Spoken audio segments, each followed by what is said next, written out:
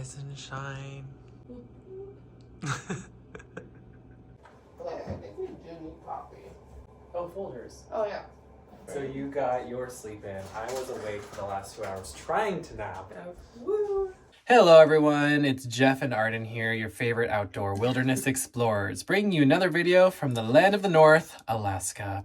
Right now we are in Fairbanks, Alaska, and we've only been here for about 24 hours, and we are about to go on a very unique type of tour. This is an Aurora Borealis photography tour. There we go. This is a 2-in-1 deal. We are not only going to chase the famous northern lights, but we're also going to bring our cameras and do a little bit of a photography workshop so we can learn how to do some nighttime shots with our cameras and be able to capture this event, which is super cool. Here we go, baby. Yep, all the way to 4 a.m. That's right. We are pulling an all-nighter tonight. We were trying to take a nap. How'd that go for you, Jeff? I didn't sleep at all, which means I'm on my way to 24 hours of being awake. Whoa. Of course, seeing the northern lights up here is one of the main events to experience in the wintertime. So I've never seen them before properly. We've seen them down in Montana, but just faintly in the distance. Super faint. It hardly even counts. I've seen them from a plane, but hopefully tonight we see them. It's semi-clear right now. We'll see. Fingers crossed. I don't know what to expect, but it's time to go on this all-night tour. Let's do it. Let's make sure we have everything. Tripod, telephoto lens, camera with memory card and charged batteries, photo dongle, lots of snacks. What are you gonna bring for snacks? Everything. Lots of layers, our energy, our wits. It's coming back. It's gonna be a little bit tiring, but this is a once-in-a-lifetime experience, so we're just gonna power through. I love Do all of you have your cameras? Let's go. What do you got for us today in the charcuterie it. board? Let's see. Habanero barbecue nuts. Nice. Some oats and honey. Pretzels from the good old airplane. Some more yogurt-covered pretzels. Getting all bundled up. We're going out tonight. We're going out tonight. But we're not exactly going out to the clubs. We're going out in the wilderness. I'm also bringing this portable hand warmer. So obviously a valid concern with signing up for a tour like this is, are we going to see the northern lights? Well, the thing is that seeing them isn't always in your control. This is a natural phenomenon. This is nature. You can't predict the weather is going to be nice. We just kind of betted on this day being a good day for it. The weather right now is partly cloudy. Earlier today, there was a lot more overcast and there was snow falling. So I called the guide and I was like, is it worth going? Should we or shouldn't we do this tour? Should we postpone for later this weekend? And the guy sounded very confident that we'd be able to see it. So you don't just have to rely on seeing them in Fairbanks. You actually travel either north, east, south, west. Every single tour is in a different location to maximize chances of seeing them. In this tour, we're headed south. He said it might be a little bit more travel than usual, but that's our best chance of seeing them. That's just as much as I know. I'm very curious to know what their process is for picking the location or being able to track this event. I'm excited to learn more about this. Let's just try our luck and see if we can see the northern lights right now. No, I know that green probably just tricked you. It's partly cloudy. You can see the moon really well. So we are going to drive about 10 minutes south to the town of North Pole. Yes, that's actually the name of the town. And that's where we're going to get picked up. This is a moment where we really need the heated steering wheel. Let's do it. Right now, we are parked outside of a Safeway in the town of North Pole. Again, this is a real town, and I believe this is where a lot of the letters get sent when kids write letters to Santa. I'm looking for an unmarked van. Sounds a little sketchy. Oh, I'm pretty sure that's them. That's gotta be them. Good, but I would also say cautiously good sometimes. So you probably did see the numbers that you said, but they may not have been for the correct day, and you might have been looking at the wrong prediction.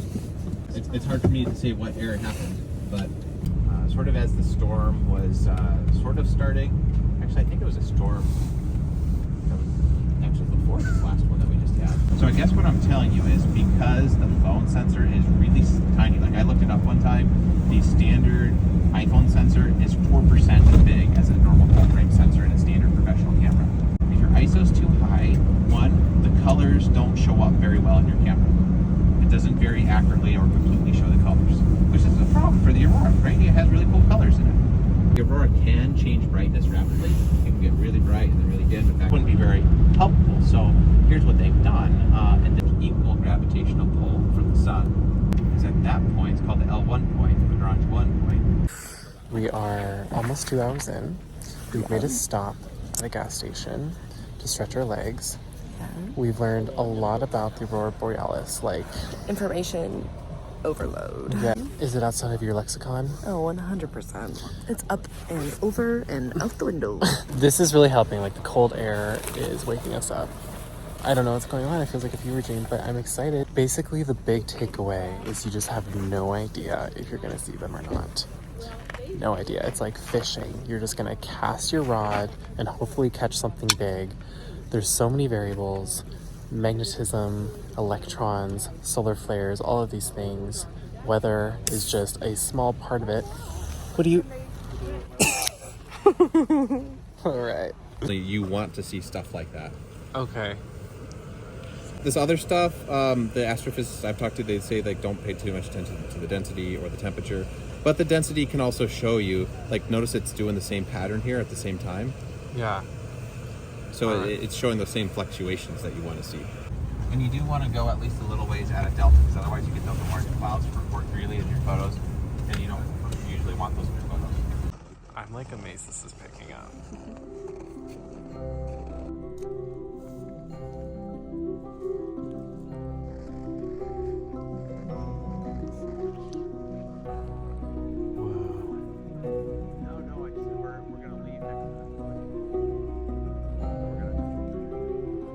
We're looking at the northern lights right now.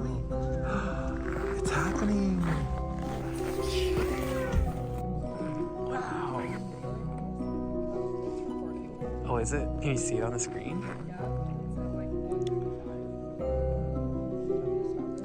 Holy cow. Oh my gosh. You can see the ripples.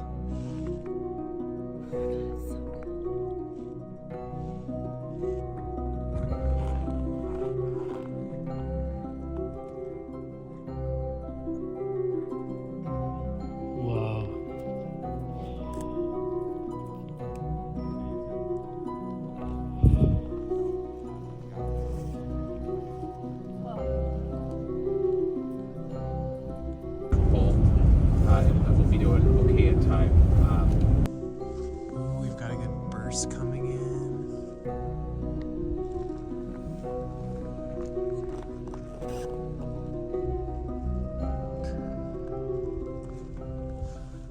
Then they could complete the linkage of supply by riverboat in the summer, right, between Eagle and the Klondike. But, you know, there's people who did it on lakes before they're mountain lakes.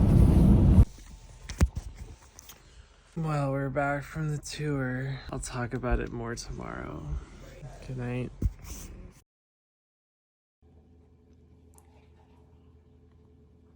Not bad. Good morning, everyone. Okay, so last night's vlog was a little bit chaotic. As you could see, last night we got home quite late and the conditions were very cold when we were seeing the northern lights, so my phone was just like not fully cooperating. And then there's also a certain aspect of it where I just want to be in the moment and watch it, not like worry so much about capturing it. So anyway, we're just gonna sit here and reflect a little bit on this tour, answer a few of the questions if you're curious about going on it, and share a little bit about the adventure we went on last night. So just to summarize what we did, we went on a tour that lasted from 9:30 p.m. to just about 3:30 a.m. So, and hold on though, for the record though, we were the last ones to be picked up and the first ones to be dropped off. So some other people on the tour probably went from like 9 p.m. to 4 a.m. Yeah, we got pretty lucky. We did. And the reason for that is because we are located closest to where we want to end up. So it just so happened that last night's conditions were best south of Fairbanks, and we're located south, so we were the last ones to get picked up. We were closer to the Delta, is what it was called last night. Yeah, I think Delta Junction or something like correct. that. Yeah. At first, I was like, we are not going to see them. The weather is really bad. It's snowing in Fairbanks. Like, there's tons of cloud coverage. And I was feeling very doubtful, but I called him and was like, should we still go on it? He's like, absolutely. And then I realized just, the area that he's able to cover, but he was looking at a lot of scientific data that comes in real time to measure, you know, how likely it is we're going to see them. So he did his best at explaining what that all meant to us, because we're kind of like wondering, are we going to see them or not? Pretty simple question. But that opened up a conversation that lasted probably an hour in the car, where he explained Or what longer. KP is and GW and all these metrics. Oh my god, some protons, some electrons. We don't care about the protons, only the electrons. Oh my gosh, this is a whole Science 101 class as well as being a photography tour, you guys. So let's talk about our guide. Our guide's name was Aaron, and he was very personable, very hospitable. He has a ton of knowledge about this topic. And sometimes it might be difficult to retain all this knowledge at 3 a.m. Certainly felt that. There was times that I was like, okay, you know, this is supposed to be making sense, and it is just going up and over and out the back of the van. So there's a lot of information, but you know, that's the kind of guide you want on this tour, really. Yeah, it's definitely like, I feel like the next day though, like a lot of the information he was saying is like kind of like coming back and like registering. And like this morning, you're kind of like, oh, now I get it. Yeah, and he's also very knowledgeable about how to manipulate your camera settings to capture this event, because I didn't realize how many settings my camera had. I'm just kind of like, automatic, woo, let's hope for the best, point and shoot. And boy, was I proven wrong. There's so many things to adjust, and he was very great at explaining every single thing I needed to change. So if you're really interested in improving your photography skills, this is definitely the tour you want to do. Like he went into kind of like the whole like technology behind iPhones as well, which was really nice. So like for me that didn't bring a camera and just had my iPhone, like I was still able to like capture them and see them. Yeah. And it was kind of cool. So they really like, they catered to both. Like obviously it was structured more for like photography and like being able to do like nighttime coverage. But for a basic Betty like me, I still got the full experience. Well, it turns out I was the only one who brought anything more than a phone camera. Yeah. So you do not need to have a fancy camera for this tour by any means. If you just want to go and see the Northern Lights with your own eyes and capture it by memory, you certainly are still invited. And you can rent a camera. So some people did that, which right. it looked like their footage turned out really well. I did, yeah. I think he also preset it for them. He may have, yeah. I mean, the advantage of having everything set on Aurora settings already. Let's see, let's talk about when we saw them. Yeah. So we drove quite a ways. It was about an hour and a half south of Fairbanks, which is apparently is a little bit further than he usually takes guests.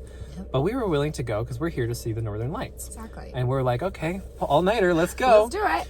So I guess like the best time generally to see them is what, solar midnight, which is basically any time between midnight and 1 a.m. Yeah. Obviously they exist and you can see them outside of that time frame, but that's usually when they're kind of like the brightest in the area. And that was the case for us. But Yeah. he made a point that like you never know. 9 p.m. could be the best time of day to see them for that night. Winter, obviously there's a higher chance because it's darker out. January is the best, February, and as we get into March there's more daylight, so as you go later into the evening, that like solar midnight's the best. So he was checking his phone data in real time throughout the tour. He wasn't doing it while driving. He's very consistent about pulling over and stopping and checking all the data. And suddenly his plan would change. He'd be like, okay, I think it's more likely we should go over here. We're going to drive exactly 10.5 miles. He was on the dot, and then we would stop, and all of a sudden we'd get out and see them. It was amazing. So he really knew what he was doing. He did. There's always a little bit of chance involved for sure. But when we first stepped out to see the first, what he called burst of light, that is when I was like, oh my gosh, they're happening. They're happening. It was honestly, it was surreal. We'll never forget that moment. You and I were looking at it. We're like, okay, we see a green glow. And all of a sudden, there was tons of movement. Just felt like super intense and then like more and more. And you're like, what is happening? It was so cool. So we saw, I think, 3 really solid bursts kind of coming each hour, which kept things really exciting. By the 3rd burst, the temperature had dropped a ton. So you definitely want to pack a lot of layers for this tour, you guys. I thought I had adequate gear. Like, look at this coat. Very well insulated. Felt warm up here, but I should have had like long johns underneath my sweatpants. Okay, so yeah, I was gonna say like he only had 1 pair of pants on. I had 3 pairs of pants. Like I had long johns, I had fleece pants, and then I wore my ski pants over it, and I was still cold. Yeah. Like I couldn't feel my toes by the end of it. But my upper body was perfectly fine. But it got like to the point where my body shut down a little bit. And I was like, oh my gosh, this is crazy. I regret not packing a lot more warmth. Like a lot. Surprised. What else should we talk about, Arden? Wait, did you say there was 10 people on the tour? Yeah.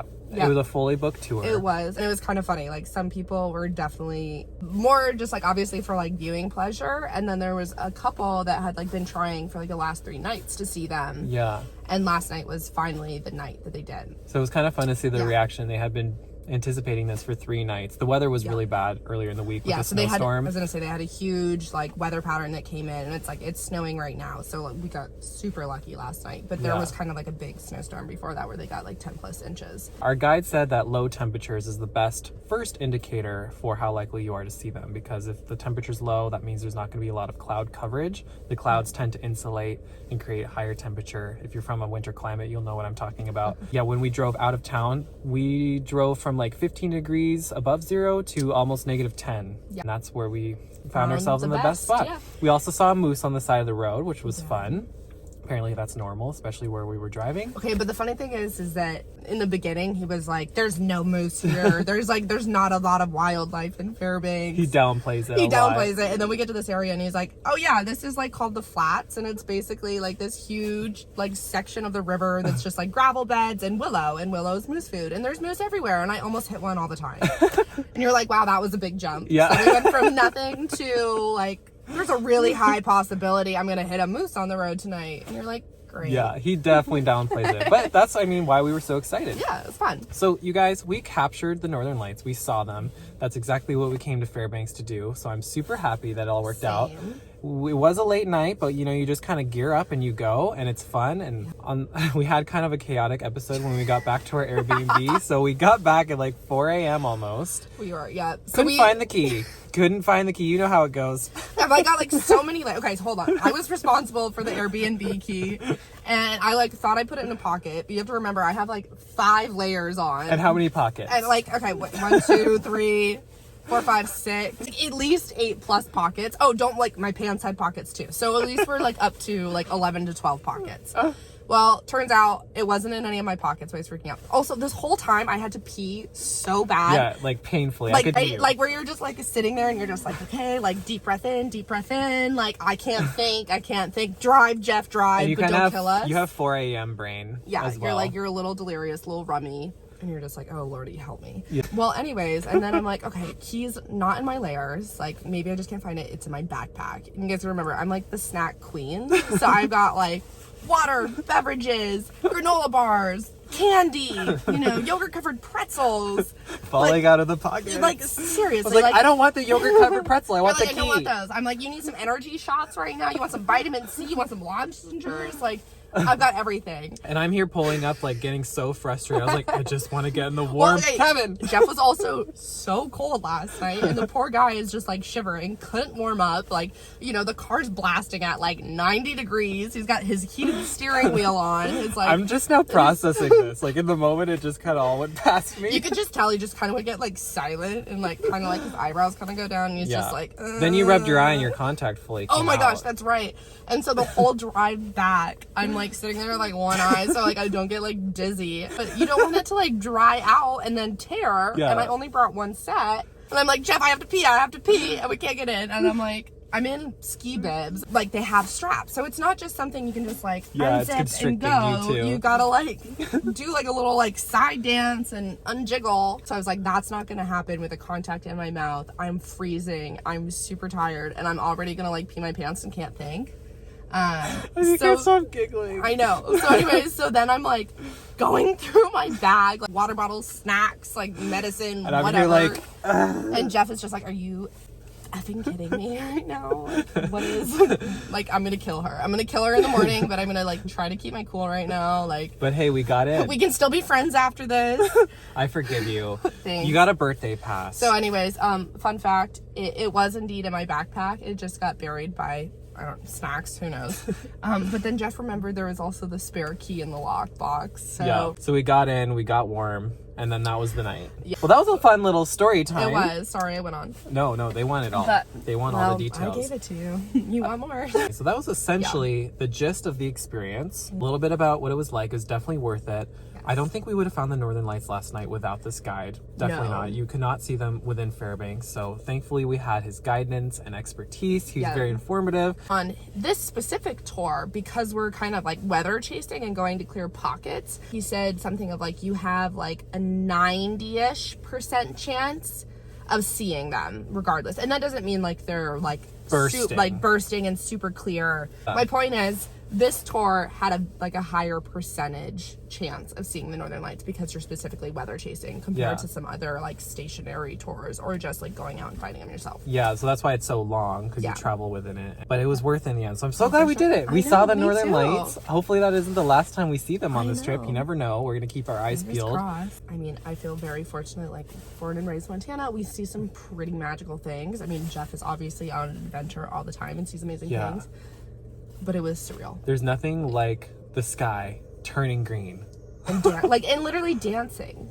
Like, It's amazing. It's indescribable. It It's is. indescribable. It just felt like magical. You're kind of like, I get why so many different cultures. Have attached different meaning to it. Exactly. It's Yeah. just magical.